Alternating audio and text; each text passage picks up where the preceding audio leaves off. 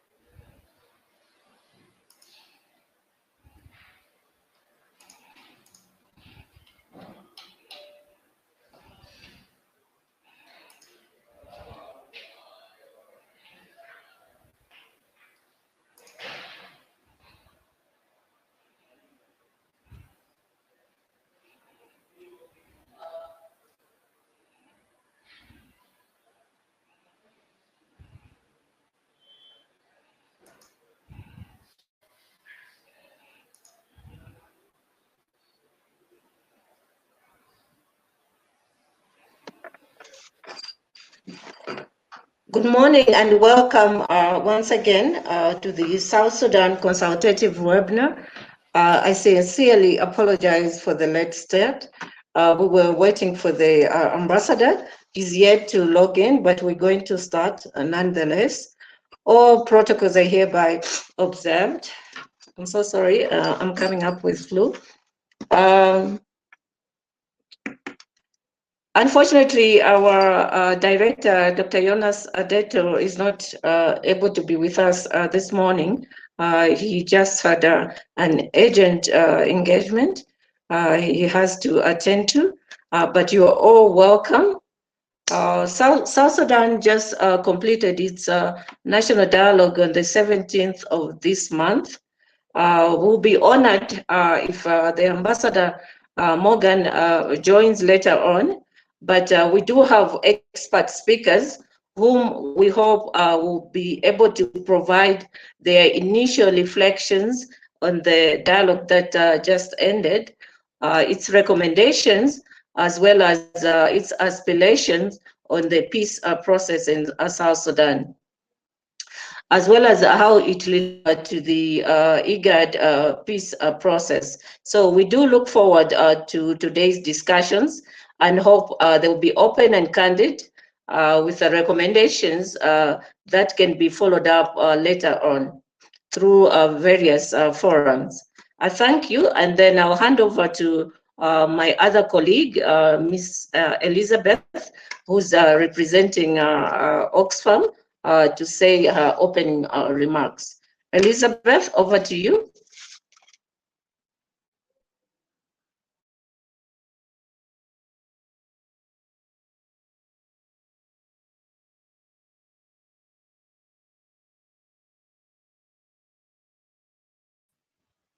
Okay, I think you can hear me now. Okay. Yes, go ahead, please. We can hear you.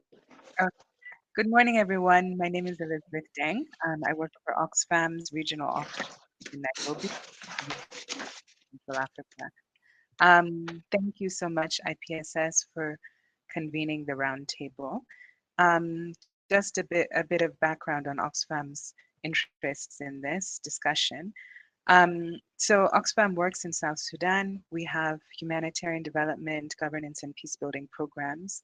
In the region, we also have offices in Ethiopia, Uganda, and Sudan, where we're supporting South Sudanese refugees, both with humanitarian assistance, livelihood support, and increasingly with support for peace building activities to address the fractures that exist between South Sudanese even while they're in exile. One of Oxfam's goals has been the ensuring the inclusion of civil society within the peace process. And since 2013, through advocacy, our own advocacy engagements with policymakers, and through support to civil society and civil society networks, we've been trying to contribute to the goal of ensuring that civil society, especially women and youth, are participating in the peace process. So now, 2 years since the 2018 peace agreement has been signed, I think everyone can see that implementation is facing challenges, that there are ongoing intercommunal conflicts with humanitarian repercussions. And so for us, this underlines the continued importance of civic engagement to support government authorities, the security sector, and other decision makers in ensuring implementation of the peace agreement and ensuring that things stay on track. So really happy that today's roundtable includes a strong group of civil society actors who have been involved in the peace agreement process and continue to engage in the different institutions set up to implement and support implementation of the peace agreement. So thank you, IPSS, and I look forward to the discussions. Over. Thank you so much, Elizabeth, for those warm welcome remarks. And the other person, Miss Susan from USIP, is not available. So in the interest of time, we'll straight away go into our discussions while we're still waiting for Ambassador Mon to log on. And I think I'll straight away ask Mr. Rajab Muhadis, I hope I'm pronouncing your name properly, to start his presentation. And then again, in the interest of time, I would request all participants, all speakers to quickly introduce themselves as they're making their interventions. Mr. Rajab, you have the floor. I think if I may ask you, what is your take on the current peace and governance situation in South Sudan? And secondly, what can we expect from the recently held national dialogue? You have the floor, please. Okay, thank you very much. The peace agreement at the moment, somehow we appear to be a little bit stuck. The language is always that of things have been moving very slowly. And at this point, most of the activities are Juba-based and just around the elite who are leading the implementation of the peace agreement. And with the security arrangements, reports from monitoring institutions of the peace agreement and also other agencies in the country like the United Nations Mission continue to indicate that the security situation has not been, while there is some level of adherence to the permanent ceasefire among forces of the parties to the peace agreement, we still have serious issues with intercommunal violence. And it has been increasing, especially in the first half of this year.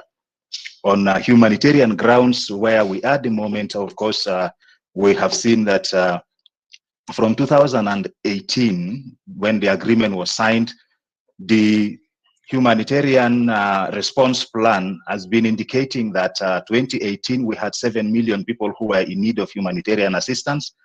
In 2019, we had 7.1 million. That was like the period the agreement is being implemented. And this year, 2020, the estimate is 7.4 million. So even with the implementation of the peace agreement, we continue to see more people getting in need of humanitarian assistance. It's an indication that the implementation is not adequately responding to the needs of the civil population in the country. And of course, this is even worsened by the recent floods and COVID-19 situation.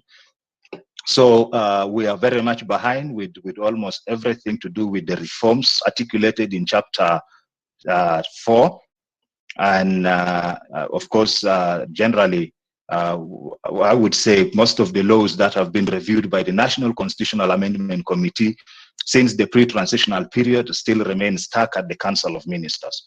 Now, this is the situation. Generally, one would conclude that the implementation is not delivering peace as stipulated in the peace agreement, and also not responding to the needs of the civil population. And for us who are engaged with the people around the country, concerned that people still see the situation they were in prior to the signing of the peace agreement that they continue to face at this point, which is a call to the parties to revisit how they implement the agreement. Now, with regard to the national dialogue, I have been a delegate to the national dialogue, and I attended most of the deliberations. I can say with confidence that the discussions focused a lot on national issues and had commendable recommendations. There may be questions on a few things, but there were commendable recommendations that would actually help to help in the search for peace in the country, and most importantly, the peace agreement, which is an important aspect of the whole thing. However, there are two areas of concerns by the conclusion of this National Dialogue Conference. Number one was that there were no clear priorities and defined timeline for implementation of activities in the immediate term. So these resolutions were just put on and left to whom it may concern for their implementation.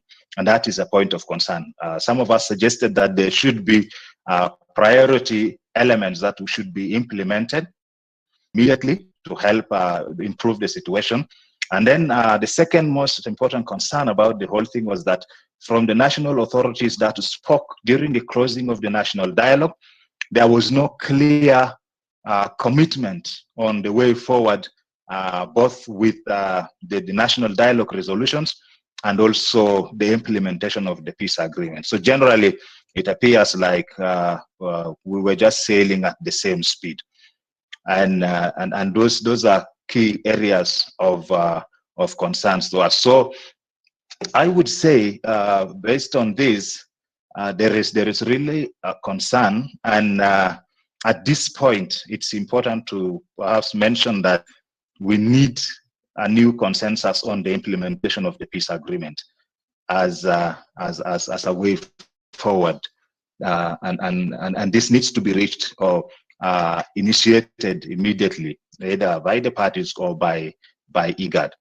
Now, there was this question on how COVID-19 impacted the implementation of the peace agreement.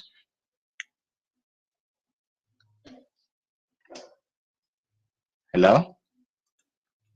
Yes, please go ahead. Go ahead, we hear you. Okay. Okay, great. Okay, thank you. Now, there is this question on how the peace agreement has impacted. I mean, COVID-19 has impacted the peace implementation.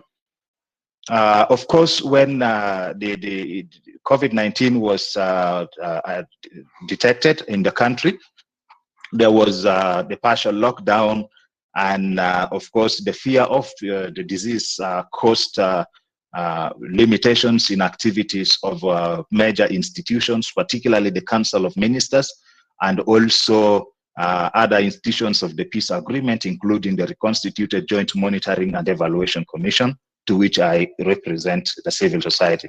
And so these delays in meetings of these institutions also had an impact on the implementation of the agreement. And generally, there is also this concern about the drop in global oil prices affected by the COVID-19 situation, which might also have an impact on the level of revenues that we are getting. However, delays in the implementation of the agreement also have had impact on the national response to COVID-19. If the implementation was moving smoothly, and if we had established all the national institutions around, I mean, the national and subnational institutions, and if the government was delivering adequately, it would have helped to better respond to this pandemic nationwide, and than the response that we have had at the moment.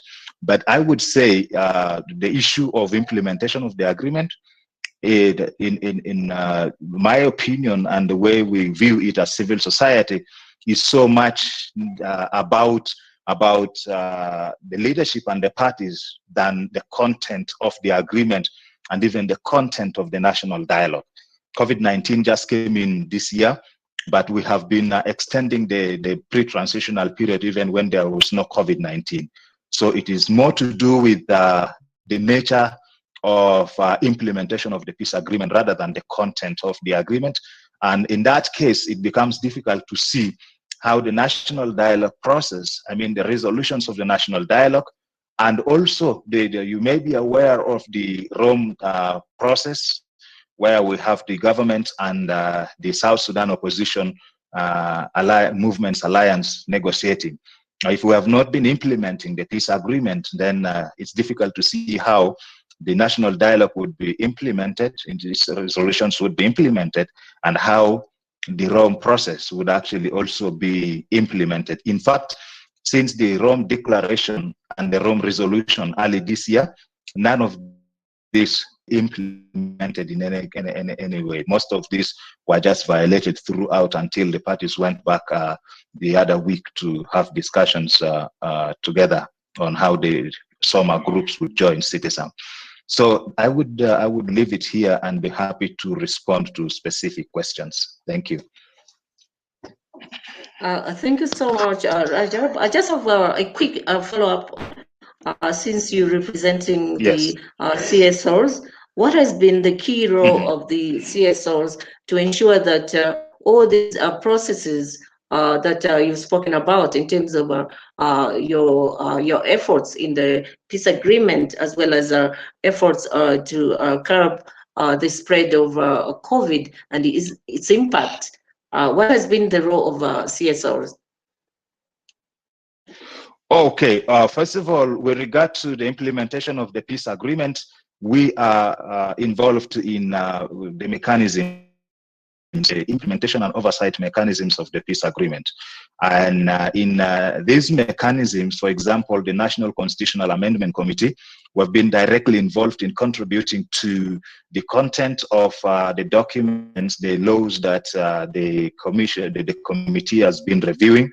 And we do that through our colleagues who are in the committee, but also discussing it among ourselves and providing our inputs to the discussions.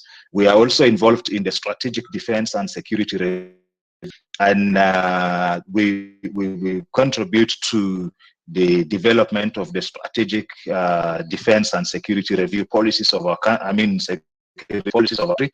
Actually, my colleague Edmond Yakane represents us in that institution, and that's part of our contribution.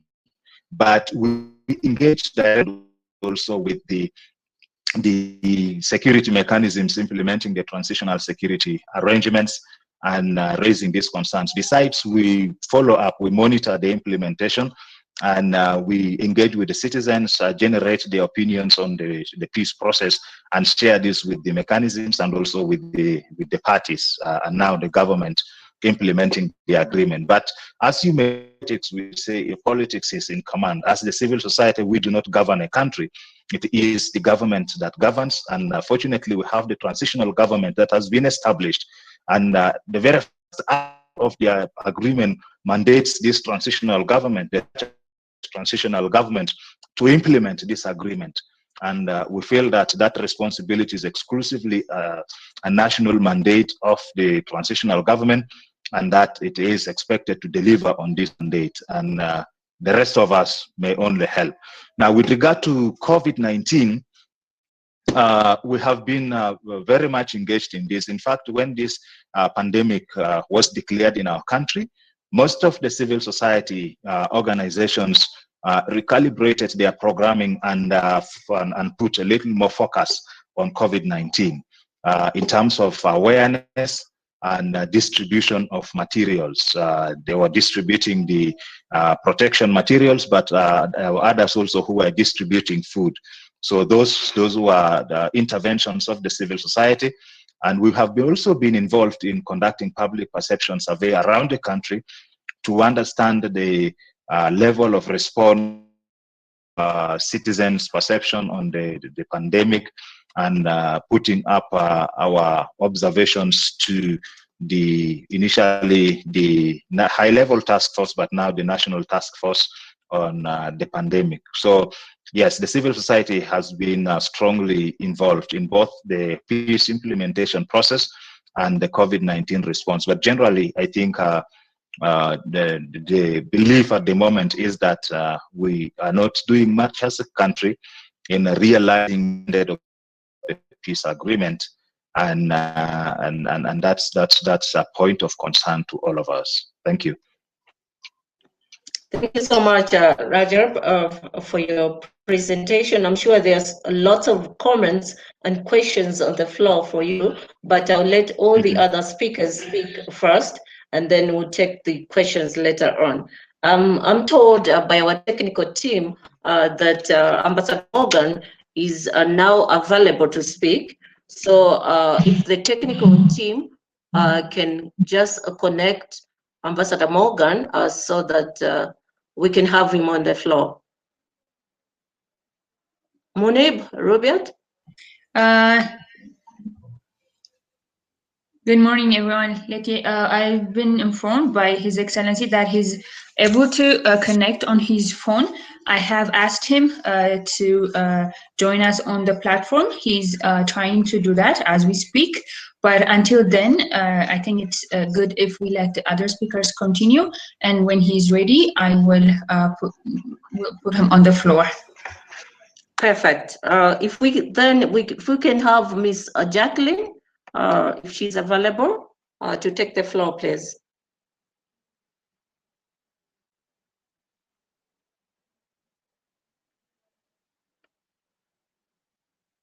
Miss Jacqueline Nasiwa? If she's not ready, Miss Caroline?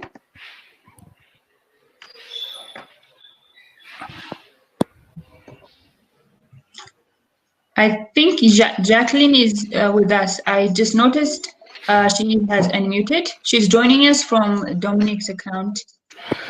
She has not shown up yet, but she will join us shortly. Let me just check with her. Maybe in the meantime, Caroline can come, then Jacqueline will be able to join shortly. Perfect. Yeah. Caroline? Yes. Are you ready to take the floor? Yes.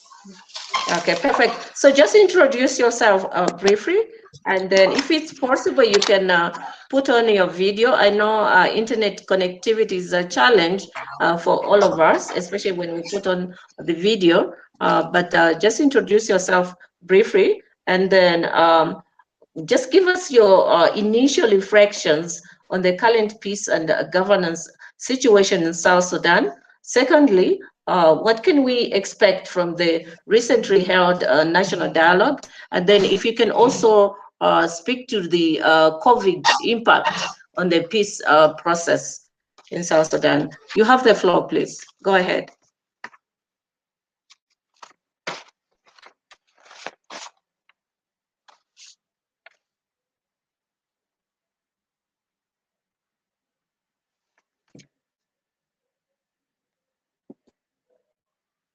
Caroline?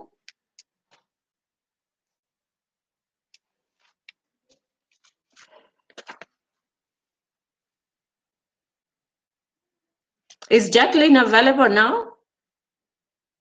Not yet. We have connection issues. She has not shown up yet, but let Caroline go ahead, and I will just let you know when she's online. Okay. Caroline?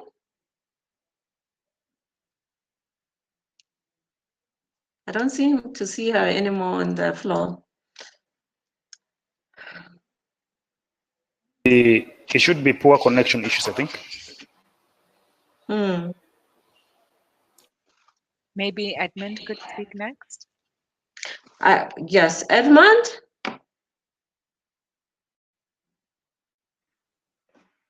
Yes. Are you ready to take the floor? Yeah, I can take the floor because okay, also. Please go ahead, and then let's just follow the same procedure. And if you can respond. By 12. Yes, go ahead. Go ahead. Yes. Yeah, I'll take the floor.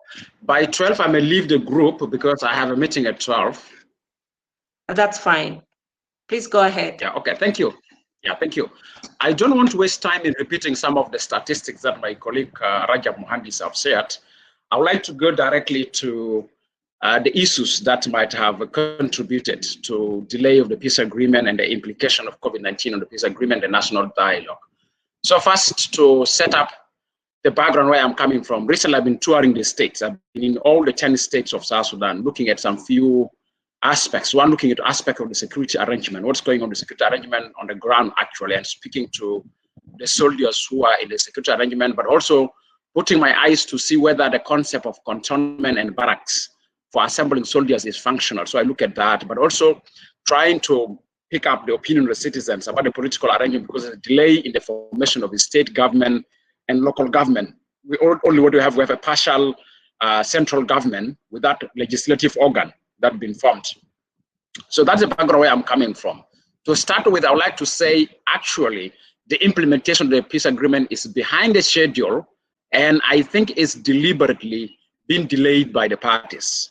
One of the factors that have contributed for the parties to delay the implementation is that each party have its own internal crisis that they are managing now.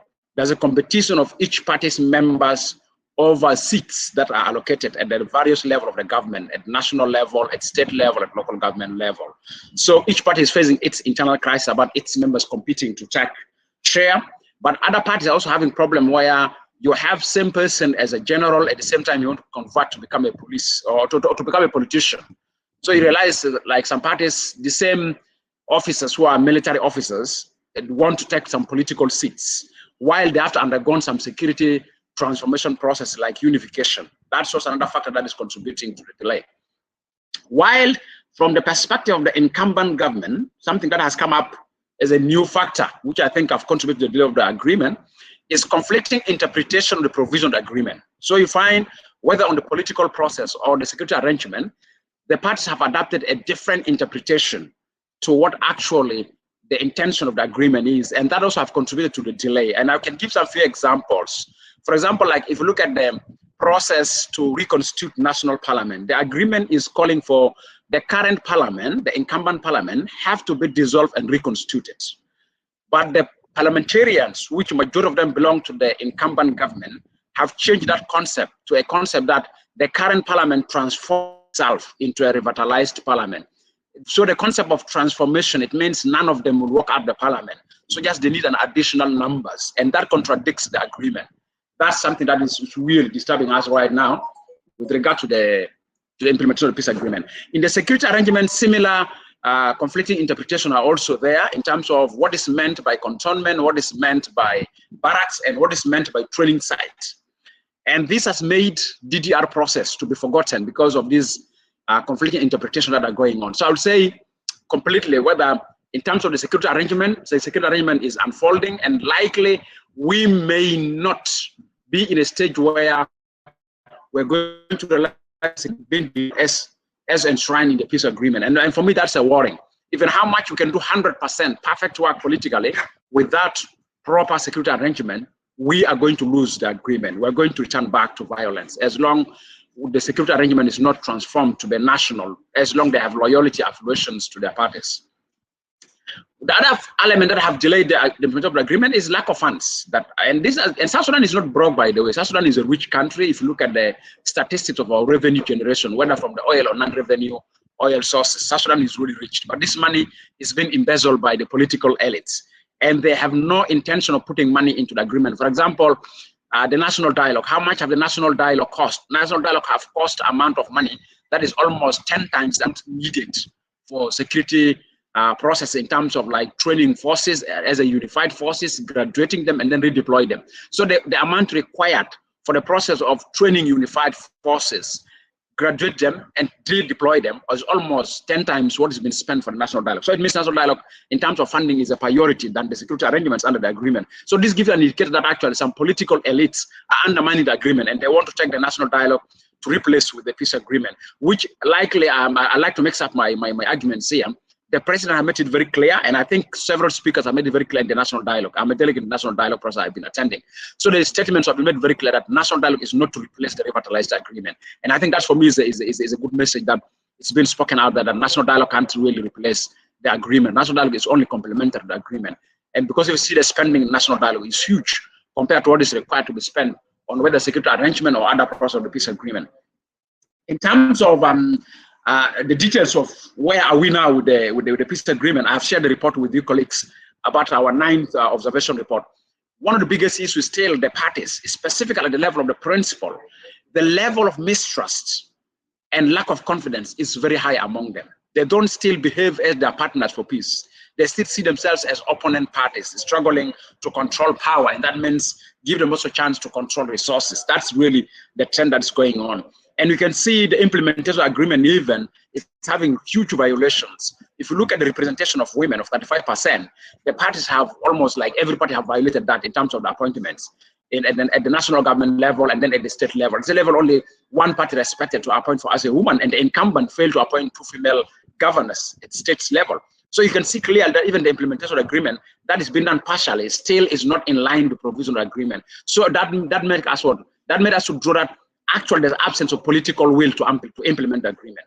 So as long as the principal are lacking political will to implement the agreement, that's a huge challenge that's going to face us. So if you look at that report that I've shared, it gives you very clearly the green cards that we have secured up to now, right from the one the agreement was implemented.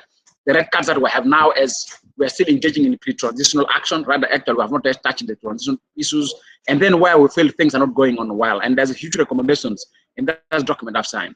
In terms of COVID-19, COVID-19 has become an element that have given the parties a room to have an excuse not to really avail time to implement the agreement. And specifically, the direct implication of COVID-19 in terms of the peace process in South Sudan is on the security sector. So you've come to realize that all the process for the security sector transformation was stopped on the excuse that because of COVID-19, social distancing. Yes, in the beginning of the COVID-19, it was really terrible. Yeah, we do agree for that. But right now, I think since there's a the restriction have been lifted, I think there's a need for the parties to put huge attention towards security arrangement. And honestly, with the audience in this platform or in this particular discussion, I will tell everybody, our failure in security arrangements, it means the failure of the agreement. We can't move anywhere without a proper security arrangement being done. The soldiers are loyal in the training ground that I've met when I was doing my tour. At least they have commitment that they want to undergo this process of transformation so they become a national army or a national soldiers or national force rather than affiliating to a party or to an ethnic group, which I think for me is a positive spirit from the soldiers. That's what I'm saying. The national dialogue. I think the national dialogue, in its design, this is normal what I tell people, its design was having a bad intention. The first intention was to undermine the agreement. But I think citizens who are delegates of national dialogue have spoken out and they have turned the national dialogue to a really rightful intended intention. Like what my colleague Rajab have said, there's no clear timeline. It will become a generic discussion with generic issues that actually even the agreement have discussed them more detailed than the national dialogue. But at any rate, we've been watching, we're watching at the parties, specifically the incumbent, who is an architect and champion of national dialogue. To what level will they use the national dialogue to create a political environment for genuine and timely implementation of agreement? Because I think if the outcome of national dialogue can create a political environment that offers a genuine space for implementing the agreement and time, that will be much more better. That will want to look at that. And if you see most, I will say 60% of the national dialogue issues are issues that are enshrined in Chapter 5 of the agreement. So much more in terms of nexus, national dialogue and the peace process, the national dialogue having huge nexus to Chapter 5 of the agreement, to Chapter 4, the economic reforms, the financial reforms in the agreement. But obviously also it have very good proposals in terms of implement the security sector reform or security transformation in the country in Chapter 2 of the agreement. And then some of the question things that Rajab have spoken about is the national dialogue have brought some few contradictory messaging or resolutions that contradict Chapter 1 of the agreement, specifically in terms of size of the states. So there's a call like we need to return back to 32 states plus, whether will that be implemented or not. But obviously, the president has said the national dialogue will be, the outcome of national dialogue will be incorporated into the constitution, which I think, yeah, it's a good idea that national dialogue have generated issues that we can focus on them and we can take them to the constitution making process more detailed and more concrete to see what type of governance and political framework and legislative institutions we have, we need to deliver. Another factor that has affected the implementation of the peace agreement, as I said before, funds, but coming back to the angle of the funds, it's actually the high level of corruption that the country is undergoing, even in this season of the peace agreement. A lot of money that were given by the government to implement the agreement were being embezzled by leaders that belong to these parties. So the spirit of being corrupt as officials across the parties is still very high, and that will not help us in delivering this agreement because everybody wants to make a quick money to recover what they have lost during the days of the wars. And I think that's really a big issue. That's a challenge that is affecting us hugely. Just to draw conclusion in terms of way forward, I think one, when talk of the national dialogue, the voices of refugees were not being heard enough in the national dialogue. And I think that's something that I've been talking to some of them, that there's a need to expose the outcome of national dialogue to the refugees, so the refugees can raise their opinion, because we have never had enough voice of the refugees during the national dialogue when people speaking in issues of IDPs or issue of returnees. Returnees can be IDPs or returnees can be refugees, resettlement, reintegration, and how does that process look like, and even the issues that are related in Chapter 5, conversation, reparations, all these issues. The refugees were not been given chance to speak out national, or they're not brought their attention to the national dialogue. So I think that's one of the gap, the national dialogue, that is a serious gap, and I think we need to really tackle that in terms of our advocacy and lobby work that we want to bring forward. In terms of way forward, I think one thing that I'd like to recommend in this platform, and I've been advocating for it, is that the last 3 or 4 statements from AU Peace and Security Council, we have been calling for few things that I think I need to bring them out here clearly, and we need to make decision in this particular platform and draw to the attention. One, AU Peace and Security Council have asked AUC5 to conduct what they call situational assessment on South Sudan peace process. I think this process is very important for AU Peace and Security Council to ensure that AUC5, at the level of AUC5, at least there's an assessment of what is the status of the peace agreement implementation right now in South Sudan, and it's specific at security arrangement. So I think if we can do a situational analysis security arrangement at the level of AU, that would be very good. That for me is really be smart. And even if we can want to go further, we can make IGAD, AU, and UN joint situational assessment on the state of the peace agreement in Sudan. That one for me really, it's a key recommendation. The other aspect I want to bring into the attention of this meeting is that the nexus between national dialogue and agreement, it's a question of dissemination. If we disseminate the outcome of the national dialogue more faster, and I'm quite sure the incumbent government is going to do that, and that will undermine the public attention towards agreement. So I think one thing we're making forward, I've been recently meeting the new chair of RGMEC 2 days ago. I was telling him we need to invest in disseminating the agreement, because otherwise the agreement will be forgotten. Then the national dialogue will take public opinion. And that's something that I've been making very clear to several government officials, that there's a need for us to put attention, even the parties, there's a need for us to put attention to disseminate the agreement, because the level of the peace agreement dissemination is completely low. That's very, very, very, very low. The other recommendation that I can put forward, and specific at level of us as civil society, it is really for us to maintain the momentum, to really call for the parties to renew their pledge to implement the agreement, because it's a very clear that there's a deliberate move towards availing no political will to implement the agreement, having this conflicting interpretation. New interpretation is coming to the agreement, and the parties intended to do that because they want to buy time, and likely will be shocked that the only thing they may demand as an outcome of the agreement is for us to go for early elections without all those necessary reforms and the process that we want to see as a process that will create a conducive environment for election. Right now, there will be no elections, because even National Dialogue are putting like next year to go for elections. But how can we go for elections without reforms? As my colleague Rajab have said, all the legislation that we wish to be reformed prior elections are still hanging in the Council of Ministers. And these are pre-transitional exercise. Right now, we are in the middle of the transitional period. We're almost left with 1 year to come to an end of the agreement. So this is another concern that I'd like to bring, if whether the parties are going to declare agreement expired, or the parties will say, let's extend the period. And what is our take as civil society if the parties say the agreement have come to its expiration date? Then it's null and void. And how do we go about with the issue of if the parties demand extension? So these are some of the scenarios we think about it as a way forward to put forward. So as I said, COVID-19 have really affected the security arrangement so much rather than the political arrangements. But of course, as Rajab said, I don't repeat what civil society have been doing, just on that what I've been doing with regard to the COVID-19. I think I will end up here, but I will really insist that there's few recommendations I've raised towards IGAD, AU, and UN even. It's necessary that we need to really deliver them. I need to work on them. And maybe my final conclusion is to share with the colleagues there, the incumbent government at the level of governance cluster have opened now a public debate around the hybrid courts. They already, I can share some few information about the chapter 5 and specifically say they're going to review the hybrid court.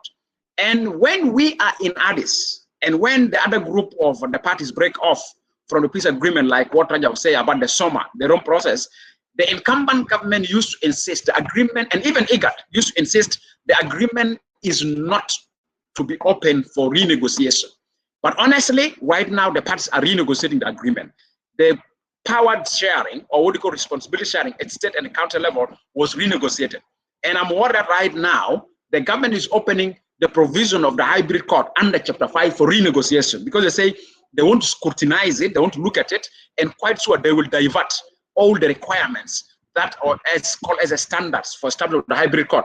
They may make it something that more simple, and they may use the national dialogue as a way of escaping the call for the hybrid court. So for me also, it's something I want to put it, and AU have been, from time to time, AU Peace and Security Council, from time to time in their statements, they will only be making statements, no action. They have been calling for the parties to establish the hybrid court. But now, since the government, under the governance class, have said they're going to open up a deliberation, a scrutiny of the hybrid court intentions for the provisional agreement, I think is disturbing if we don't have a close eye to that. Thank you very much. Asante sana.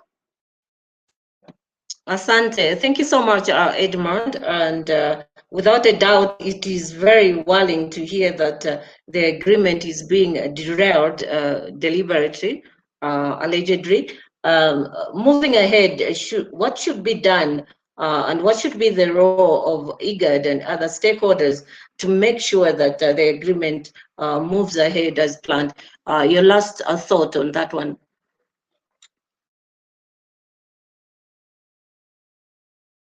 Sorry. Am I clear now? Sorry, I was muted. So I was speaking out, I was muted. So am I clear now?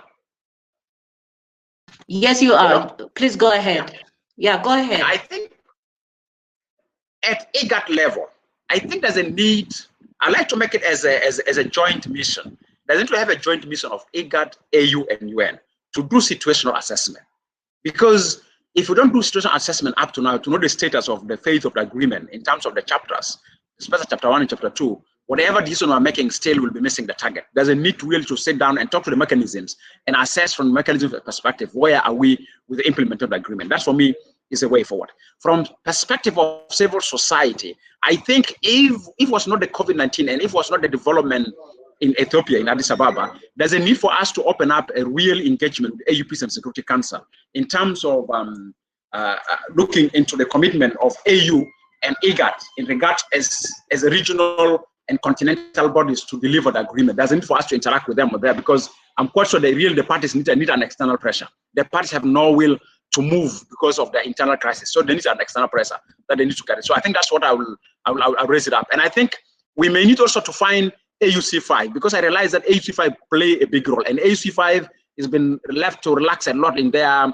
comfort zone. I think there's a need for us to question AUC5, and in particular, when we want to talk to AUC5, I really want to take this opportunity to express interest of each member of the AUC5. Nigeria is a good player for us with chapter 5. South Africa is a good player for us with chapter 2. Rwanda is also a good player for us for chapter 2.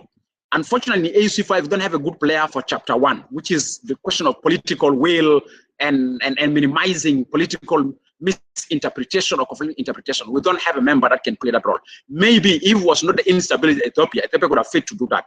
But since Ethiopia is not fit to do that, we may need to start thinking maybe South Africa can play that role. So I think as a think tank, as activists, as a practitioner around the agenda of peace and security, we may need to do really customized work with some member states of the AU so that we can create the momentum and we can create the renewal of pledge to deliver peace and security in South Sudan. Thank you.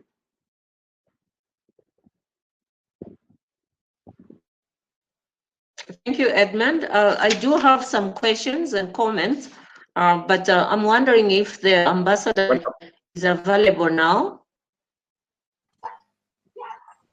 The technical team? Not yet, Letty. Not yet. We're still trying. I will let you know in a minute. Okay, and then Jacqueline? Is Jacqueline available? Until now, Jacqueline is not available. She hasn't shown up in the office. I don't know why. I tried to call her again. She's not picking. Maybe she is still struggling to catch up, but she's not there. And Caroline?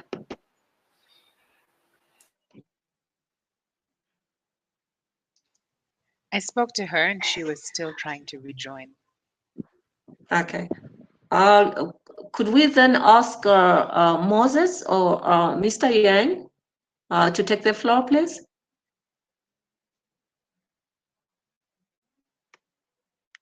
I see. Caroline? Yes.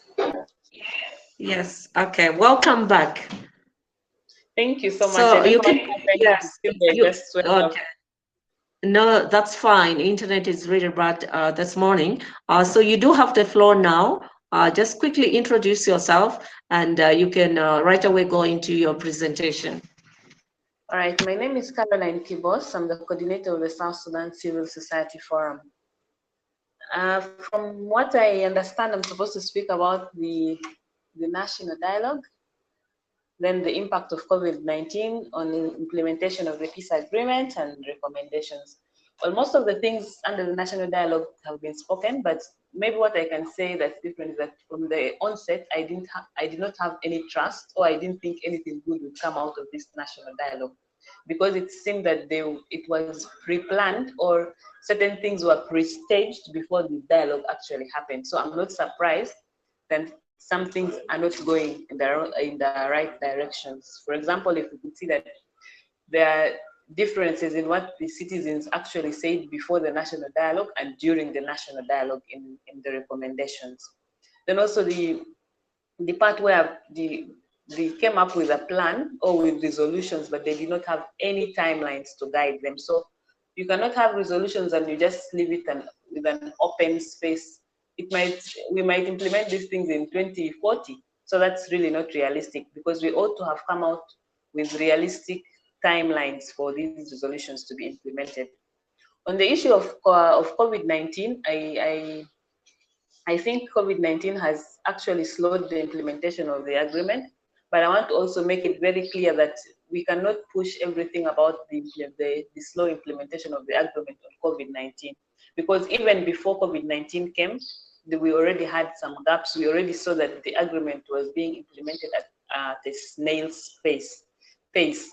So I know that COVID-19 has slowed the implementation of the agreement, because since the beginning of COVID-19, meetings have been suspended, the mechanisms have not been meeting, the government has not been meeting to decide on issues of governance. That's why there was a delay in the appointment of the national ministers, and up to now we have not fully formed the government, because we keep on saying it's COVID-19. So these delays have left a vacuum for implementation of especially security arrangements at the states level, because we've not had governors at the state level for a long time, and even after their delayed appointments, their ministers to these governors have not yet also been appointed. So you see that there is a vacuum that is left.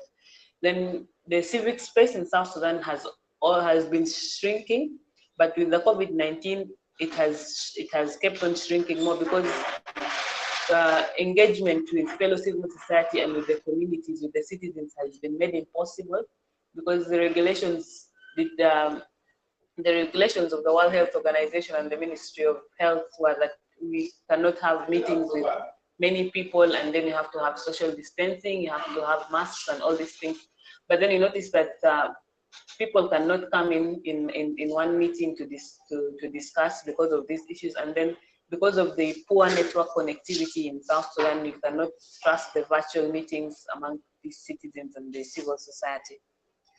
On my recommendations, I would think that there needs to be continuous engagement with all the stakeholders, because you cannot say because you're not being heard, you cannot engage. If you lose that engagement gap, nothing is going to be done. But then one more important thing I want to say is that we should stop thinking about political will. This is what is taking us back.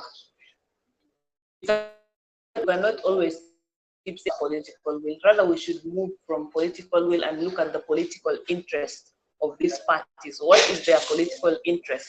So when we know their political interest, then we have our advocacy around that interest, because if they think that you're playing along their interest, then they can sit down actually and move together with you. So I think we need to change our advocacy strategy to stop talking about political will and look for political interest and how we can move. Then I also want to think that we need to have awareness. We need to have awareness raising on the difference between the national dialogue and the revitalized agreement, because some people are misguided that the national dialogue is a replacement or it's superior to the agreement. So you find people thinking that the outcomes of the national dialogue should be implemented, and even if those outcomes are not stated or contradict what is provided for in the agreement. So I think very important is that we need to really embark on a serious awareness raising on the difference between the national dialogue, and to say that the national dialogue process is not supposed to take up the mandate of the institutions and the mechanism in the agreement. Rather, it's just supposed to complement so that we move towards sustainable peace. So most people do not understand that bit, so we have to have awareness raising on that.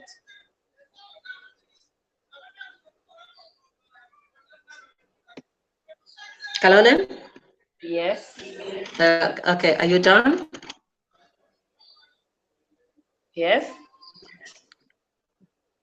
Okay, thank you so much for your insight. I do have one follow-up question. What do you say to the notion that the agreement is being deliberately delayed? Who is delaying the process and why? Of course, the parties are delaying the process because you can see that some people they don't want a change. They want to maintain the status quo, so they will really deliberately slow the agreement. Just as you see, to my own understanding, I think it's the incumbent government that is delaying this thing. And then I also wouldn't want to make it like only the incumbent government, because since they all joined together, there is some game that is being played behind and the citizens don't know about it. Because since these people have formed the government and they have all come to Juba, I don't know if everyone has noticed what I have noticed, but these opposition parties are no longer as vocal as before they came to Juba. So there is something really that is being deliberately done, not only within the incumbent, but all the parties have a hand in this. Because at some point, I want to believe that they have sat down and they have said that, okay, let us, for us, in order for us to keep having this power, we need to together do these things so that we don't give out power. So I think this is because people are protecting their own interests. That's why I want us to look at the political interests of these parties. What are their political interests? And let's have our advocacy around those political interests, other than looking for the political will. Thank you so much, Caroline. I do have some questions for later from the floor. So if you can just remain online, and then I'll raise the questions later on. For now, I just want to find out from the technical team if we do have the ambassador and the other speakers on the floor. Nati, we are not successful with the ambassador, and I don't think he will be able to join us in this session. Apologies for the inconvenience. That's really unfortunate, but unavoidable, so that's fine. What about Jacqueline?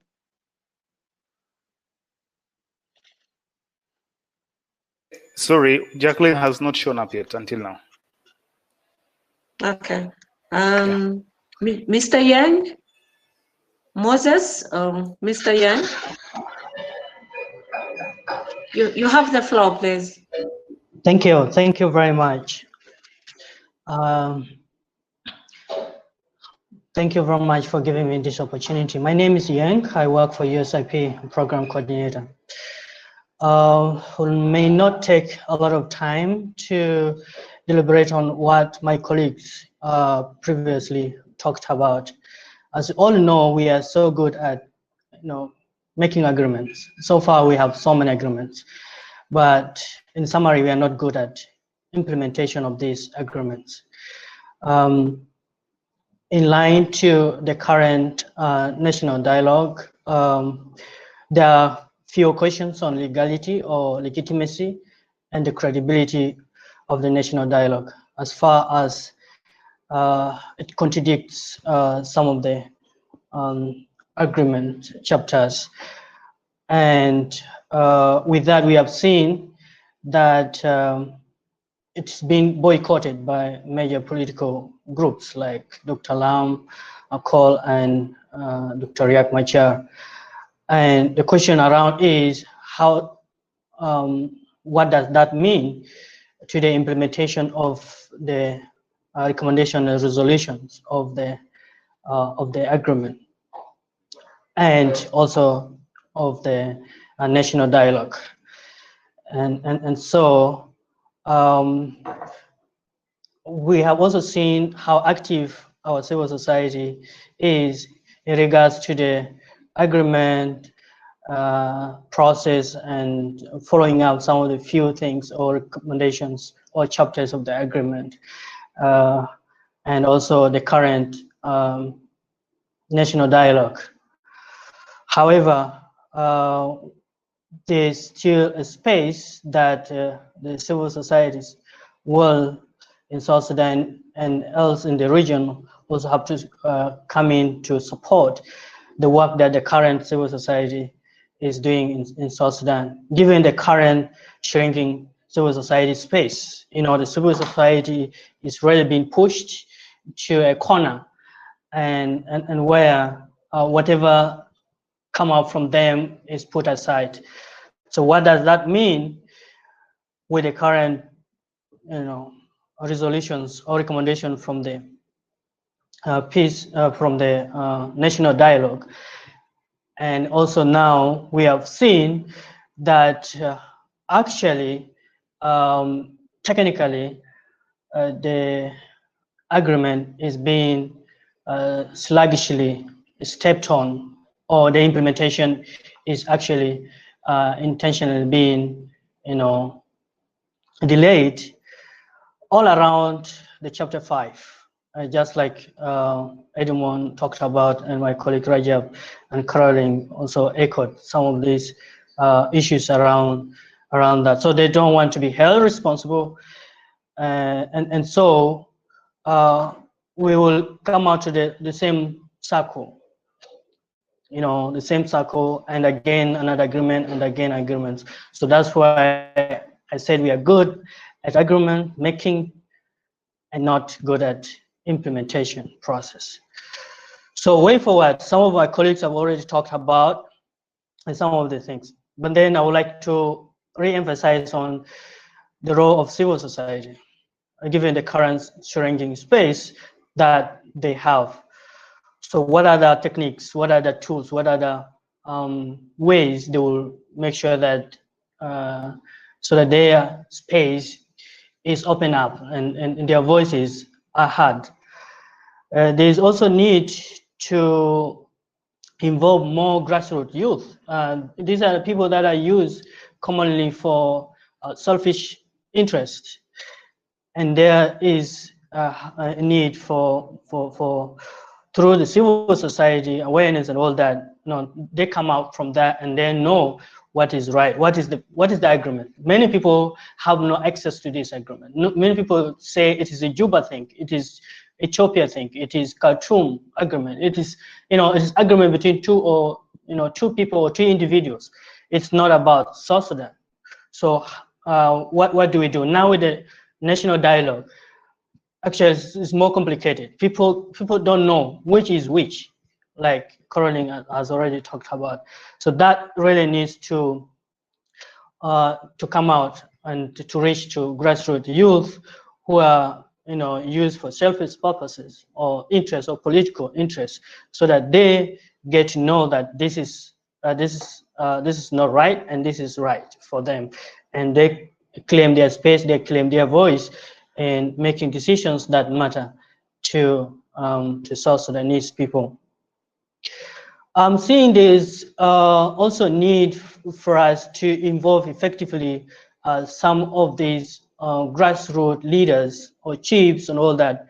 I've seen how strong they are or influential they are in making high-level kind of approach. There's 2-3 of them sit somewhere, maybe with some country leaders, and then certain decisions are made from there.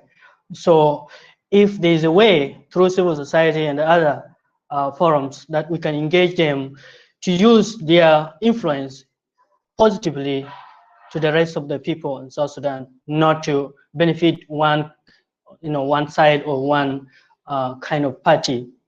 I think to me we'll need to look around the influential chiefs and other elders that can be involved in all these processes.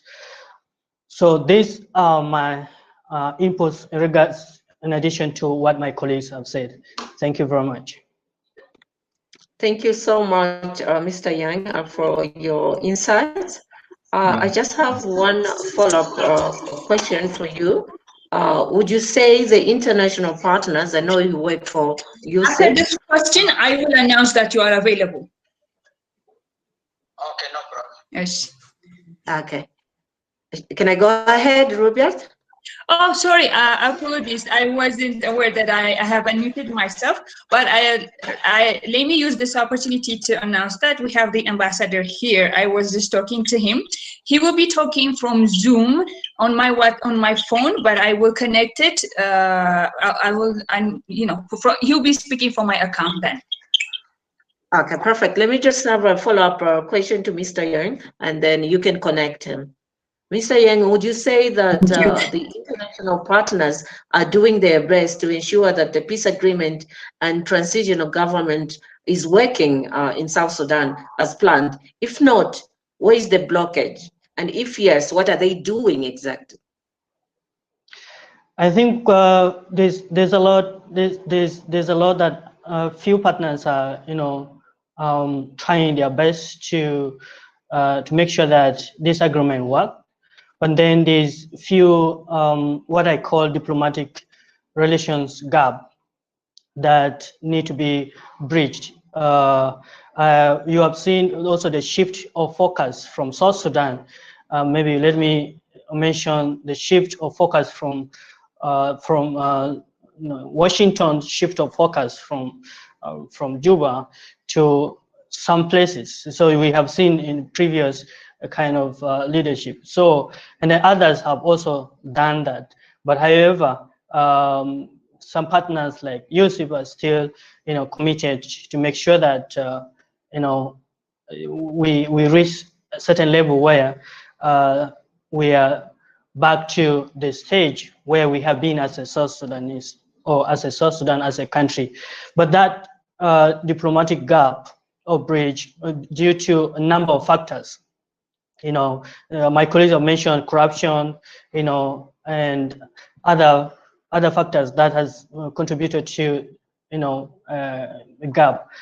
So we still reach out, call on other partners also to come in and see that we stand with the people of South Sudan, despite the fact that we have, our own internal issues, and also we have extended that to our friends who have been standing with us throughout the bush life or throughout the struggle until where we are. So they should not leave us, on the road. They should take us home, or what I call final home. So the rest are doing their best, but I know there are a few things that need to be ironed out at high level. Thank you. Thank you so much. As I said earlier on, we do have some questions, so please just stay online, and then I'll bring up those questions later on. Rubiat? Yes, Letty. Yes, if the ambassador can join now. Yeah, I don't know how this is going to work, but yeah, it's better if we just hear his voice. Your Excellency, you can go ahead. I have connected you with the audience. That's fine. That's fine. I hope everybody here can listen, can hear me. I hope everybody can hear me. Is it possible? Can you hear? Yes, well, I can hear you clearly. I don't know about the rest of the participants and the other speakers. No, I can hear you. Oh, okay, perfect. I think you can go ahead, Ambassador Morgan. Thank you so much for joining us. We heard that you had connectivity issues, but we're glad nonetheless that you finally managed to join us. Before you, we had 4 speakers working on the ground in South Sudan and representing the CSOs. So we're happy that you are here now. We would like to hear your reflections on the transitional government, as well as the current peace and governance situation in South Sudan. And we also want to hear about the recently held national dialogue, as well as the impact of COVID on the peace agreement. Please, you have the floor, Your Excellency. Thank you very much for having me on this forum. I think it's not my first time such a forum with you. More than twice I've been having the meeting. As other speakers have spoken, to hear what their positions. I'd just like to give you vision that in South Sudan, that first of all we are very grateful with all the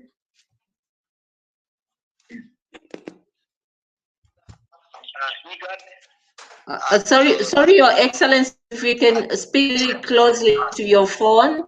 Problems in South Sudan.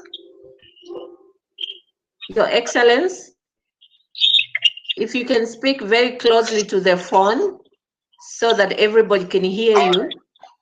Thank you. Okay, I will do that. I do that. I hope everybody can hear me now. Yeah, it's much better now. Yes. Go ahead, please. Okay, that's fine.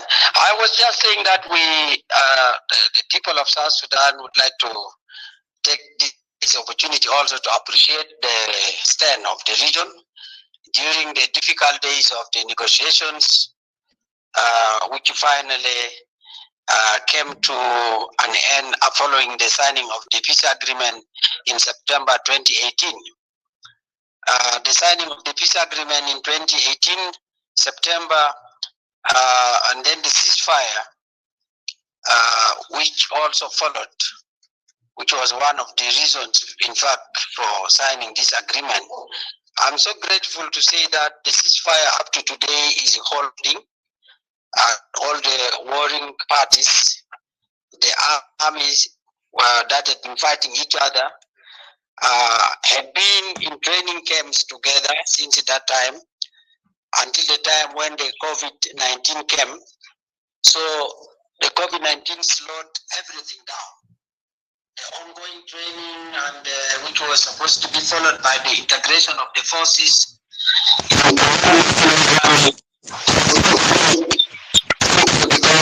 the outbreak of this COVID-19. Otherwise, as we all know, that since the year that 2018, when this agreement was signed in September, we know that there had been a lot of delays. The 6 months that, 8 months that we were supposed to form the transitional government of the national unity, we were not able to form the government immediately as it was agreed in the agreement. And the reasons were very clear, that the other parties, especially the SPLM-IO, was having a lot of excuses and having a lot of problems that led to the delay of the formation of the government. You remember that after the 8 months, we were also given another 6 months, and then after 6 months, the Entebbe agreement gave us 100 days. After that 100 days, it was also going to be postponed, but our president saw that that was no longer necessary, because all the options that were on table, I think all were exhausted. The only thing now was even to form the government, because the region as well as the international community was no longer patient enough. That in fact it was too long, that it has taken a year and almost 3 months without forming the government. I hope I'm clear. Are you hearing me? I can hear you, but I'm just getting some messages from some of the participants that they can't hear you very clearly. So again, Your Excellency, if you can speak very closely to your phone and the microphone. My phone is even closer to my mouth. I don't know how close it can be now. But I can get you clearly. Yeah. Okay, go ahead. Go ahead, Your Excellency. Go ahead, please. Yes. As you all know, that following the formation of the government, when the President of the Republic of South Sudan appointed the first president, which was done right in March, in February 2020, and then the formation of the Council of Ministers in March. You also know that up to today, we still have problems. Monday. The governors were appointed. After the governors were appointed, one state of the Upper Nile state, up to now, the governor of Upper Nile has not been appointed.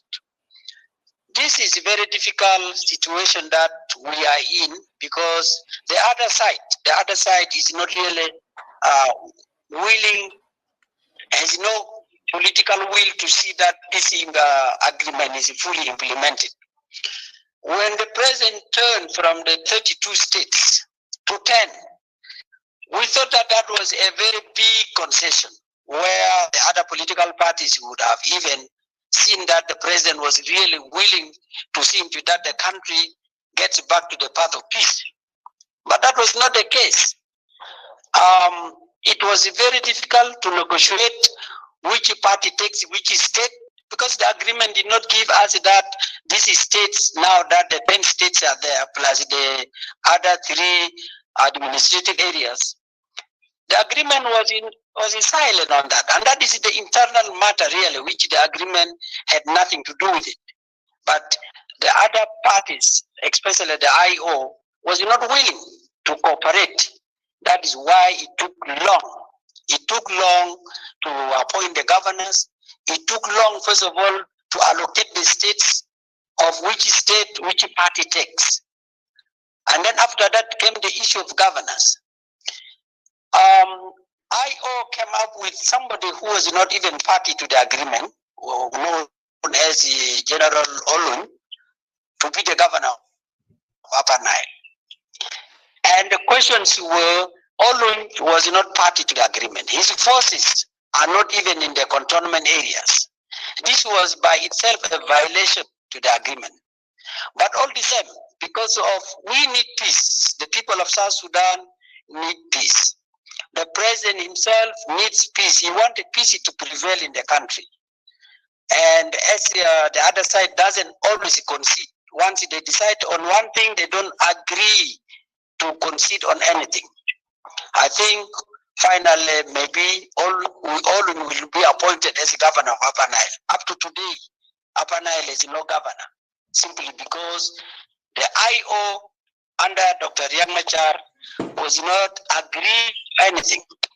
So these are the difficulties that the agreement has faced since it was signed. The delay of the implementation was even more than the delays during the negotiations. Right. Now, after this one, we are faced also with the issue of the constitution of the parliament. The parliament need to be constituted according to the agreement. So this one, still we cannot go there because we are not yet talking about it. But the 2 things, which was the security sector as well as governance, these things, the security sector, for me, I see that the delay came as the result of the COVID-19, where the training was not able to go according to the timetable. And then secondly, the integration of the forces also has delayed because of that. So that one, I, as a person, I cannot blame it on any side. But on the governance, the delay came as the other parties were not agreeing. Plus, the members of the civil society are here in this forum. As I speak, I think they are listening. The civil society in South Sudan has worked not to help the country to move forward. They had always worked as an opposition. They have worked as opposition parties. The work of the civil society is not to be as an opposition, but to help the country to move forward. But the civil societies in South Sudan are just like opposition parties. They work always against the government. They work always to oppose the government. Whenever the government doesn't do something, they speak louder. But when the opposition doesn't do something, they keep quiet, which is what makes things difficult in the country. So as we speak, the governor of Upper Nile is not yet appointed. As we speak, the parliament is not yet constituted. As we speak, there are so many things that maybe some of the speakers have also mentioned. But this one, as a person, I say that what is the role of the civil society? The role of the civil society is always to push the country forward by not acting as opposition parties. That is internally. Outside, our friends in the region and the international community at large, we have also seen a gap that we have not seen in other countries like Sierra Leone or Liberia. During the war of Sierra Leone and Liberia, right after the cessation of hostilities, the post-conflict construction and development came in. They came in to help the country, because these are the signs of peace. When this post-conflict reconstruction and development is involved, this is when the country will know that there is peace. The country now will know that there is peace, because some of the issues that led to the war are now the post-conflict development and the construction. We'll start seeing, people are seeing that schools are being built, roads are being built, dispensaries are being built. Now that brings also to the minds of the people that peace really has come. In South Sudan, these things are missing. Nothing is being done. Everything, including the implementation of the peace itself, is left into the hands of the government of South Sudan. There is no any support from anywhere. And now I think even the rebels themselves have come to know. The rebels have come to know now that even now, when they were rebels, they were getting a lot of support from outsiders. And now when they come in, implement the peace, there is no any support coming from anywhere. I think this is also a lesson for them to see that this was really a destruction of the country for no reason. Now, we as a South Sudanese, we have to face this. We have to face it as a nation. The economic meltdown, we have to struggle with it together with them, and we are not receiving any support from anywhere. There is no post-conflict and reconstruction development happening anywhere in South Sudan. On the issue of the national dialogue, yes, we think that the President of the Republic was right to launch the national dialogue. Though at the beginning, many opposition groups in South Sudan thought that the national dialogue was just a ploy. But now, as we have seen in the conclusion of the national dialogue, it is given fruits. Because this is the reconciliation of the grassroots. Citizens of South Sudan need to reconcile among themselves. It is not the first time that South Sudan has done this. In 1997, there was a Woodlit conference which brought together the people of South Sudan when the first Vice President, Dr. Riek Machar, broke away from the movement in 1991, which was almost, if not, it was taking an ethnic dimension. But the national dialogue, which was in the Woodlit conference, was able to address the differences of the nationalities of South Sudan, and that brought peace. And that unity culminated into the success of the CPA, Comprehensive Peace Agreement, in 2005. So the national dialogue is not different from that one. The national dialogue is not political, but it is how to bring the people of South Sudan together, and how the people of South Sudan also can have a voice in the way how they are governed. And that we give credit to His Excellency the President, who launched it. He launched the national dialogue, and the national dialogue has done its work.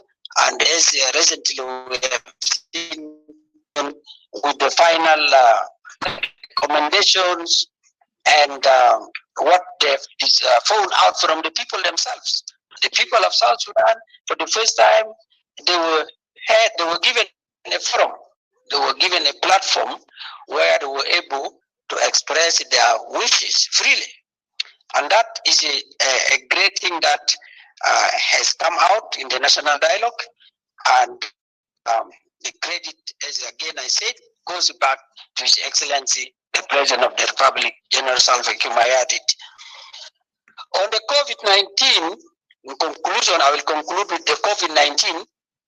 Yes, COVID-19 in South Sudan, like in any other country in the continent, has come with a lot of devastations.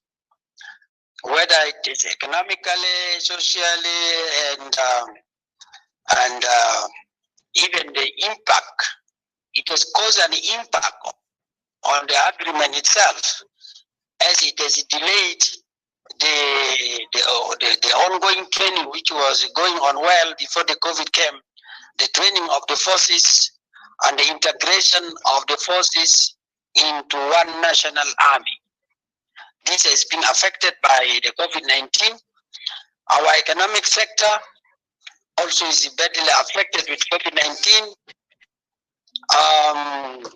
The social life has been affected, as all of us know, in the continent. However, God has mercy on us as a continent in general.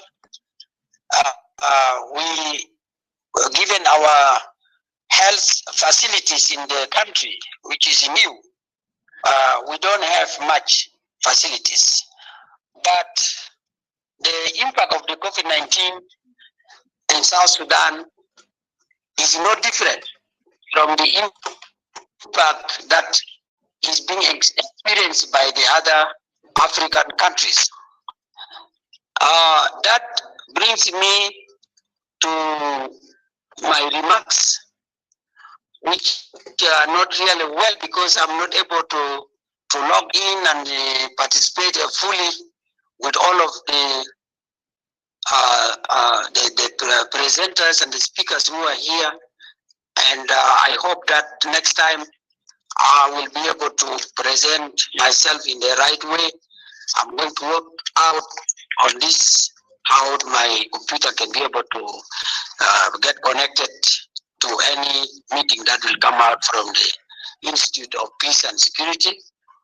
And with this, I want to thank the organizers of this forum and my former professors in the Institute of Peace and Security Studies in Addis Ababa University. And for that, I want to say thank you, all of you. Thank you very much. Thank you so much, Your Excellency. Just before you log out, please, Your Excellency, the peace agreement presents a ray of hope to millions of South Sudanese, and it is not fair that it is not working according to plans. What, in your opinion, should be done now, moving forward? Thank you very much for that question. Moving forward, as I've already mentioned, the other political parties, and particularly the SPLM-IO, should really be willing to work together to help His Excellency the President. The President alone cannot implement the peace alone. The President needs partners of peace. We all know that before the peace agreement was signed, there was an issue that, there are 32 states. I don't like 32 states in the country. Though there's 32 states were the will of the people of South Sudan. But that for the sake of peace, for the sake of peace in the country, let us be independent in the way that whether through the parliament or through whatever means. But for this time, when the president came down from 32 states expecting we were expecting that the other parties, particularly the IO, also reciprocate, should also come out positively instead of into the trenches of opposition all the time, opposing anything that they don't want to compromise, they don't want to compromise. They want it until they will get it through where they want. Our civil society, which is here, the members of the civil societies are on this meeting. They also have become like political parties. They are always against the government, they are opposing the government in everything. But the way forward, how can we move forward if the civil society of the country stands with the opposition. I think the work of the civil society is to help the members of the either government and the opposition to move forward. So to move forward, we need the civil society to be truthful to the country. They must work in the spirit of the national reconciliation, and in order to move the country forward. They should not stand as another opposition party, because if they are standing as a political parties, it becomes very difficult for us to move forward. So the question that you ask is very important. To move forward, also we need help from the international community. Like I mentioned that during the civil war in Liberia and Sierra Leone, there was conflict, reconstruction and development, which is missing now in South Sudan. None of this is happening in South Sudan. So we also need the involvement of the international community to help, because it's some of the causes of the war. Some people will say that, oh, we are marginalized. But when they see that there are roads being opened in their areas, there are schools being built in their areas, there are dispensaries, now that is a sign to show that the war really is over. So these are the things of how we can move forward. And thank you. Thank you, Your Excellency. There is one more follow-up question. It's a question for clarity. Who exactly are the corrupt officials in South Sudan? Are they in government or in opposition? The government also has not paid civil servants for a long time. How is the opposition contributing to that? Your Excellency? Can you repeat that question, please? Can you repeat it? Yes, definitely. Who are the corrupt officials in South Sudan? Are they in government or in opposition? The government has not paid civil servants for a long time. How is the opposition contributing to that? Your Excellency? That's a good question. This opposition are not new in this government. This opposition are all members of this government from 2005. So if it is a matter of corruption, the corruption is to be blamed to all, because they are part of it. Because since 2005, the present people who are now calling themselves opposition, these people were in the government. They are not newcomers. They are insiders. They are insiders who later on decided to go to war because of some of the reasons were that let the corruptions be investigated. And some felt angry when the investigation was called, and that is why we lost the lives of people because of that anger. They didn't like investigation, and that's why the war broke out in 2013, because they didn't want to be investigated. So there's nobody new that we say that all opposition are not part of if there's any corruption. The corruption is for all of us, whether they're in opposition or in the government, because they are not new. They were there since 2005. Thank you. Thank you so much, Your Excellency. There is another question. We just want to capitalize on your presence before you go from the floor. The question says, what is your take on the redesignation of the UN MISPOCs to conventional IDP camps to be taken over by a still partial government? Okay, that's a very good question also. I think these questions are all good. The work of the UN, to my opinion, is no longer necessary on the IDPs, because the IDPs, these are the internal displaced persons within the country. So the work of the UN should now focus on the UNHCR for those who are still outside the country. But the UN, the IDPs who are inside the country, that is now the responsibility of the government to make sure that these people go back to their areas of origin, because they were displaced by the war.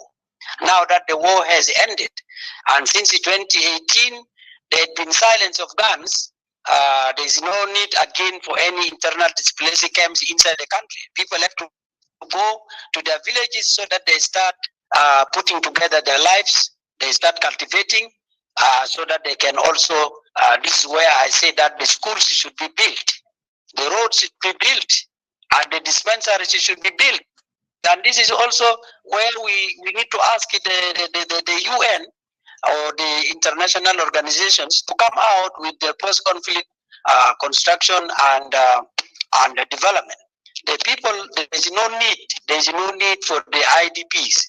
So the UN should not longer hold on that.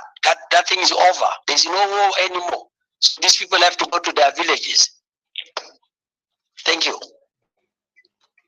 Thank you, Your Excellency. And then another follow-up question. The national dialogue, which ended on 17 November, had a resolution recommending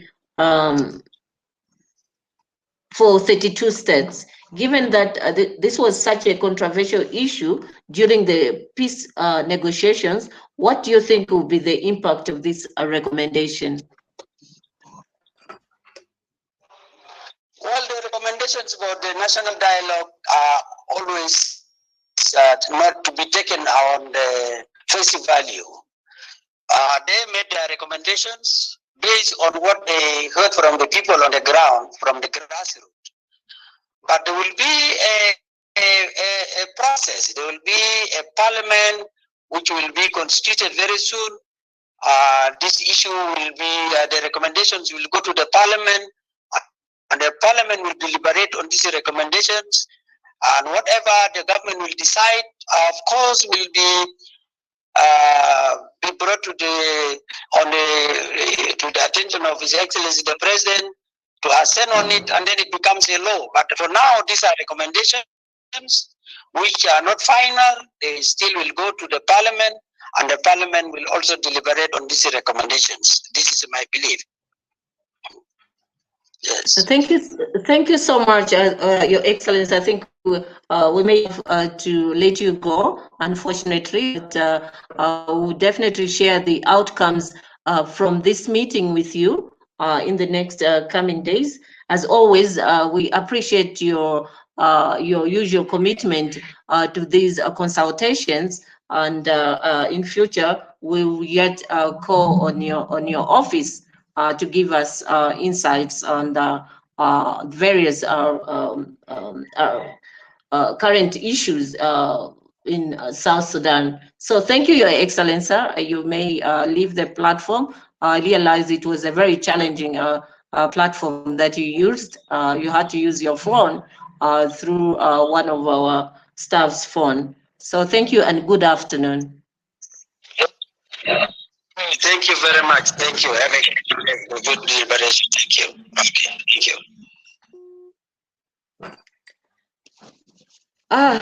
Thank you so much. I have a lot of questions in front of me, and I hope the other speakers are still with us. I can't see all of you, but I'll just read some of the questions out, and then whoever feels free to go for the question, please do so. I have one question for Caroline. Caroline, I see you still there. Caroline, what do you think can be done to have an effective and honest national dialogue in South Sudan? Caroline?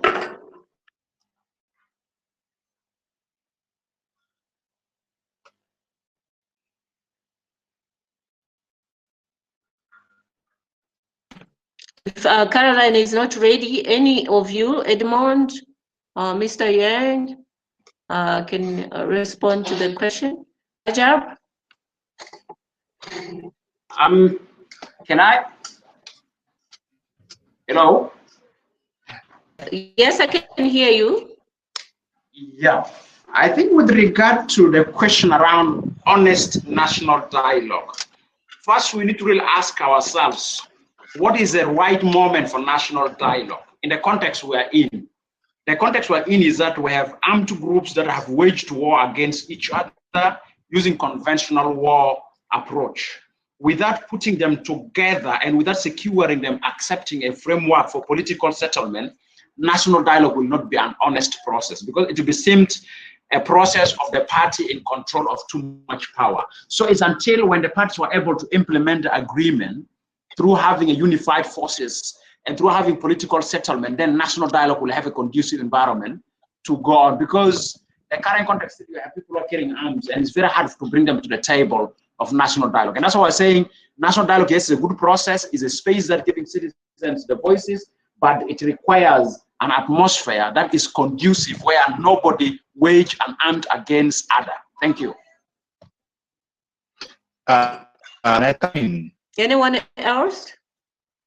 Yes, I'm here. Go ahead, please. Okay, thank you very much. Allow me get back to, if you would allow me, actually, maybe let me respond to this and then have a comment on this statement of the ambassador. First, I would say, in terms of a national dialogue, credible national dialogue, of course, it should be very much inclusive. That brings together different actors to the table to have discussions on national issues. This national dialogue has attempted to be comprehensive enough or inclusive enough. Unfortunately, there are major opposition groups that did not take part, and so that's where it brings the credibility to question, and also the way it was initiated. The conveners were largely one group. It was mainly the government and the president, and at the initial stage he actually appointed himself as the patron. So all these things combined, as Yen said earlier, affected the process and the credibility of the national dialogue. However, the outcome of the national dialogue, with the exception of a few controversial statements, the outcomes are good. Quite a number of these resolutions are important and could help to transform the situation. But that is not the major issue as that we face as a country today. You may be aware that we are a product of a liberation struggle. And the struggle started a long time, from 1955, and it continued in 1983 until 2005. All along, over this period, the political leaders or the liberation, the leaders of the liberation struggles were clearly articulating the purpose of the struggle. And today, even without a peace agreement or without a national dialogue, there has been a very clear definition of the vision for which we wanted to become independent. That has been clearly summarized in the Declaration of Independence of the Republic of South Sudan. So the issues that we now do not really know what to do with the country is, as anyone said earlier, completely deliberate. And so we can govern this country even without a national dialogue or without a peace agreement. If we just want to implement the vision that made people sacrifice for decades, it will be easier to run this country effectively. Now, let me come to the statement of the ambassador and make some brief remarks. The statement of the ambassador clearly defines for us the fragility of the peace agreement, and even brings to question whether this agreement will survive. For those of you who followed very clearly, we've got a lot of complaints from the ambassador rather than commitment of the government. As it stands now, we're talking about a revitalized transitional government of national unity, where all these parties are partners to the peace agreement. And you would hear from this statement, the ambassador to the peace partners, first of all, undermining his own vice president, referring to him as Riek Machar, and some of these parties as rebels. That in itself indicates the level of mistrust and fragility of the peace agreement. It's therefore not a surprise if the agreement is not being consistently implemented. Now, we have been in these blame games for a very long time, and there is no country that has been developed out of blames. Countries are developed when political leaders and actors take responsibility to deliver, just to do the right things. Very simple. Now, I want to comment on some of these specific allegations about the civil society, that the civil society acts as an opposition. There is a wrong perception that constructive criticism amounts to political opposition. Now, when the national dialogue that we just talked about and that the ambassador really praised was declared by the president, we, as our contribution, went all over the country to the 10 states very quickly and did public consultations with the citizens to understand what they thought about the national dialogue. And we compiled the recommendations and shared. And one thing very strongly that they said was that the national dialogue would not be seen as credible if the president maintained himself as the patron, because when he constituted the steering committee, he appointed himself as the patron. And we communicated this, and with this statement, even some of those in the National Dialogue Steering Committee and Secretariat said, no, you can't oppose what the president has said. We said, well, we are not, but this is what the people said. People said there should be ceasefire. People said there should be dialogue among the parties who have been party to the conflict, because they were the source of the crisis in the country rather than the ordinary citizens in the villages. Now, this recommendation from the civil society on the issue of the patron was taken, and the president relinquished that position. Constructive criticism or recommendations in some ways, as the ambassador sees, are considered like opposition. The second thing was the issue of the 100 days extension that he talked about. When we were approaching the end of the extension of the 60 days, 6 months, everything was not put right in place for commencement of the transitional period. And as it stands now, there is really a very serious issue that Edmond tried to talk about, the issue of security and the transitional governance arrangements. The agreements, Edmond and myself and some of these colleagues were delegates of civil society in the negotiations of the high-level revitalization forum. The agreement is structured in such a way that implementation of Chapter 2 would come first. That was the security arrangements to create the conditions necessary for the government then to operate. So in that regard, one element of this was to have a necessary unified force that would then provide security for the unified government. Now we have created the unity government without the unified security arrangements. So there is no unified security force that then protects or provides protection to the unified government structures. It is just going to be even very difficult for some of these parties to move out to some of the states where they will be deployed as commissioners or as governors. Now, this security arrangement was supposed to have been accomplished within 8 months. Now you can see we are now in the 26th or 7th month of implementation of this agreement. We have not done this. I was in one of the training centers. I met the trainees and their conditions were terrible. And they were saying that they went there and were told they would be at the training centers for 60 days. Yes.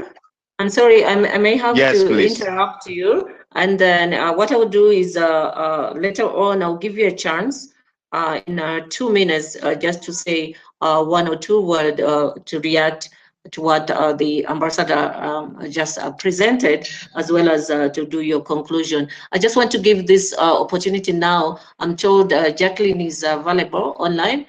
Jacqueline, if you can just in 3 to 5 minutes do your presentation, because we are already behind time, and then we'll try to give you time to just give your concluding remarks. Jacqueline?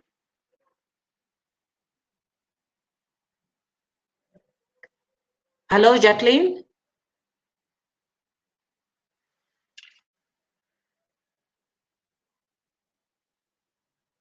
Rubiat, is Jacqueline available? Yes. And Elizabeth told me that she was. She's on mute. She's there. You can see her, but she's just on mute. Okay, can you technical team just help her to unmute? Okay, all right. Dominic, let me send a message to. Okay, in the meantime, just to kill time, I think I'll give a chance to Edmond, Caroline, or Yen, if they're still there, just to give their concluding remarks. as well as maybe you can react to one thing that the ambassador presented earlier on.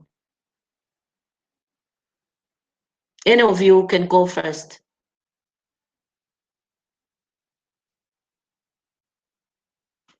Edmond? Is Edmond gone? Caroline? Rajab? Yes. Go ahead, please. In 3 minutes. Okay, thank you very much. I think the consensus among us in the civil society is that the situation is still not helping. The agreement is not adequately delivering peace to the ordinary citizens, as more and more citizens face challenges of a humanitarian situation and also insecurity. And on that note, it is important that the region responds adequately with a strong voice on this issue. And the way to go is to actually do this assessment like of the status of implementation of the law, review the reports that are being released by both CITISAM and RJMEC, and get the parties around the table to recommit and implement the agreement. That is one. The second thing is that the implementation of the agreement is supposed to be inclusive, and the inclusivity does not only end with the political actors. We in the civil society play a great role, and it's important for the actors, the parties, to recognize this. The other thing is that at the levels of the citizens, honestly, in some of the locations, it will be difficult to disseminate the peace agreement, because you get to people who have been displaced, people whose children have been abducted, and you tell them that, hello, there is a peace agreement here that is being implemented. That, if you are not lucky, would earn you stones. And so the implementation and dissemination of the agreement need to be moving concurrently, so that you go and disseminate results at this point rather than simply disseminating the content of the agreement. And finally, I want to say that we remain committed to the implementation of the agreement. We contributed to the peace process, and we want to see the agreement succeed so that it elevates the situation our people are going through. Thank you. Thank you so much, Rajab. That is so useful. Caroline, you have the floor. Okay. Oh, we're still having issues with Caroline, but we can, Edmund can go until we resolve the issue with Caroline. He said he's ready. Okay, Edmund, go ahead, please. Yeah, thank you very much. I think this may be my last chance. I have a meeting soon in the next 3 minutes. One, my take is that first, my take on Ambassador's statement. I think Ambassador's statement, it is really aggressive towards our civil society. I think we have done enough that have supported the government to do, and we have been hard on opposition. I'm quite sure if Ambassador was following us, we also even hard on the opposition, and in particular SPLM-IO. So we have never favored anyone as long as peace and security for the interest of our country is concerned. So I don't think that he can level us against, because the same way I wish he could have had the same statement that what he issued was being also issued to us by other opposition, that you people are more linked to the government bought you with the money, and now if he's the one leveling us to politicians. So I don't agree with the ambassador's statement. I wish he could have been online.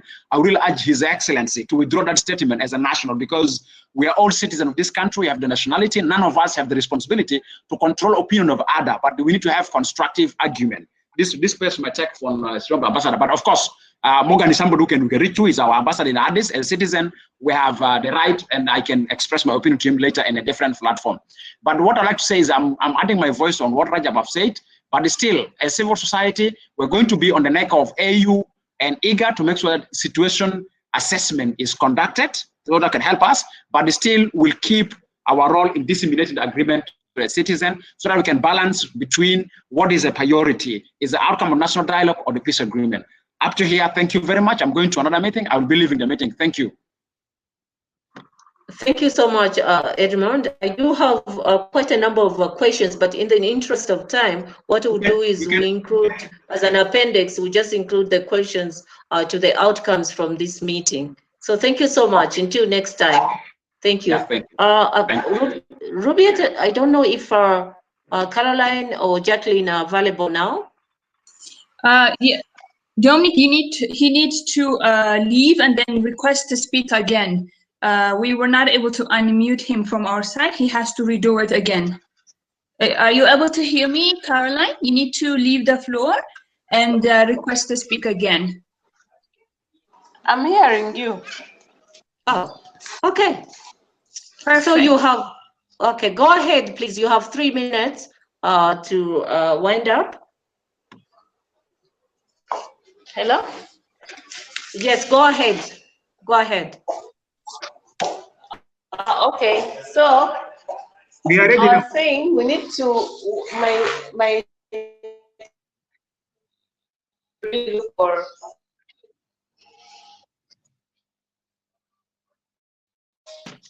We can't hear you. You are breaking.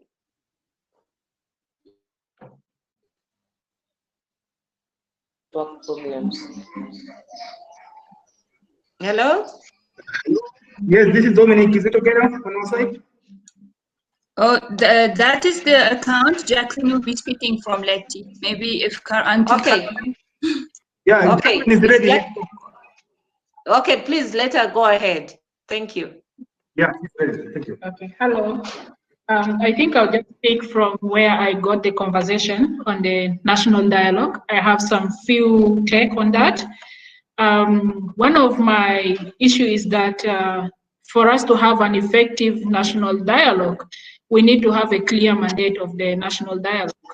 And I think for this dialogue that we have, it had no clear mandate, and it's a mix of all kinds of issues. And for me, for us to have a national dialogue at this time, we need a national dialogue that will look at the crisis, like what caused the crisis and who are the ones who are involved and how do we bring them together to start negotiating on the issues that cause the country lives. One of the things I would say is that we have an example of a national dialogue that had worked for South Sudan. And I think one good example was the South to South dialogue, whereby when we were negotiating the Naivasha peace agreement, there was the need that all those actors who are not by then on the table should be brought together. And the late Garang realized that for him to sign the agreement, there was need that all South Sudanese who are opposed to him come on board, and then they agree so that South Sudan can sign the agreement with the North. So I thought that was a clear mandate and a clear direction of the dialogue at the time. But for this dialogue here, I think the mandate was not clear on what they were trying to dialogue on and resolve. Although they mentioned like to promote reconciliation and bring the parties together. The second area where I thought that the national dialogue should have been clear was on looking at the root causes of the conflict. Like, why were South Sudanese fighting? Why were the political crisis? Why was the SPLM fighting each other? And that should be the basis of the dialogue. And I think that brings me to the issue of the objectives. This national dialogue had more than 10 objectives. And it's really not a surprise that the resolutions were so many that even it becomes difficult to know which one becomes a priority to be resolved. So a national dialogue should have a specific objectives and a specific goal on what is to be achieved. The other area I could say is that the national dialogue should be complementing processes which were going. And I think reading from the start of the national dialogue, I was reading that the national dialogue was to put aside certain kind of processes which were going on. And one of it was in regards to Chapter 5 of the peace agreement, which was the Commission for Truth, Healing and Reconciliation. And I could see that the national dialogue was formed when actually the Committee for the Truth and Healing and Reconciliation was established so that they could start the process to establish the CTRH body. So I say that this national dialogue should really be complementing rather than deviating away from processes that were already there. The second area I could ask is, who are the actors in this national dialogue? And I think when you spoke to the communities, they ask like, why are we involved in this dialogue? We are not fighting ourselves. Juba is fighting themselves. And therefore the national dialogue should involve the political actors who are already having conflict among themselves. So this broadening of the national dialogue to include communities looks like more of a workshop, more of a public consultations on what should be done, rather than looking at the real actors that require the dialogue. And I think some of my civil society probably should have said it. Most of the people ask, why are we dialoguing with the government? The government and the parties who are holding the arms and fighting each other should be the ones to dialogue. So I could say that defining the actors to the national dialogue become crucial. And for South Sudan, we need to define who are the ones who are going to be in this dialogue, so that we don't have a mixture of issues. We don't have a mixture of different people who have different needs and priorities. The other issue is that if we are looking at the national dialogue actors, are we dialoguing as leaders? Are they dialoguing as leaders? Or are they dialoguing as leaders and the citizens? Because if they are dialoguing as leaders and citizens, and then the mandate should be different, you know. But if they are dialoguing as leaders, and then their objectives and goals should be how to resolve the leadership crisis, which is currently the major issue facing the country. We don't have proper guidance on how this country should be led. The political will and the leadership vacant is the crisis, is the reason why we are in this mess. And therefore, a proper national dialogue for South Sudan should target the leaders rather than leaders versus the citizens. The other area I could recommend is looking at the methodology. How do we go about with the national dialogue? And I think different methodologies were used. And I could say that for this case, most of it is more of public consultations. But I think they should also involve a broader perspective of how to get things which are already there. And looking at this national dialogue, I fail to understand which methodology was used properly. We have like, it looked like opinion poll at some time, and then at some time it looked like a workshop, it looked like a research. So it's a bit confusing for me to understand the methodology that is used. So we need to have proper methodology for this. And then finally, I could say that the neutrality of the parties involved in the national dialogue. And as Rajab said, this national dialogue is one-sided. Although the actors to it seem to be saying like, oh, we are neutral, and you could see from their tone, the language they use in the conferences is more of derogatory. And I could say that national dialogue need to have a language that is for mediation, a language for peace, rather than labeling others like, you know, rebels, opposition, and all this. So the national dialogue should have a tone that brings down those tensions and allow for people to have the space to speak freely without creating hate speeches. And finally, on this closing space, which Rajab said, I think that radicalization of the civic space, I could say it is radicalization because it is not allowing for freedom of speech and freedom of expression. And I thought the national dialogue managed to break that space and have that kind of people expressing themselves, but that was only for the purposes of the dialogue. How about the many citizens who would like to express themselves after the national dialogue? Is that space is still there? So I'm not surprised that the resolutions of the national dialogue are contrary to the main objective that they started with, contrary to the even regional conferences, contrary to the speech at the beginning of this national dialogue, because it was not thought thoroughly on what we want from this national dialogue.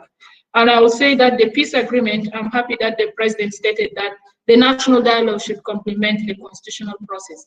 But not only the constitutional process, but I would say also chapter 5 is very important, because that is where South Sudanese citizens will speak the truth of what happened. They will be able to promote reconciliation at their local level. So there should be some complementarity in regards to chapter 5, rather than looking only at the constitutional development process. So thank you very much. I'm sorry that I came late. I might have missed some important discussions. Thank you so much. Your inputs are very much appreciated. I think that's where we leave it today. Thank you so much to Ambassador Morgan and all the speakers for their useful insights. We hope things will improve for the better with a peace agreement in the coming months with inputs of all stakeholders. We also hope that in the next IPSS consultation meeting on South Sudan in the coming year, we'll have different positive and encouraging stories. We'll leave it at that today and look forward to see you all at our next meeting. So on behalf of IPSS, USIP and Oxfam, I just want to say thank you to all our participants today. I know we started off a little bit late and we finished a little bit late as well, but all is well. I hope you found today's dialogue very useful to you as well. So thank you and goodbye.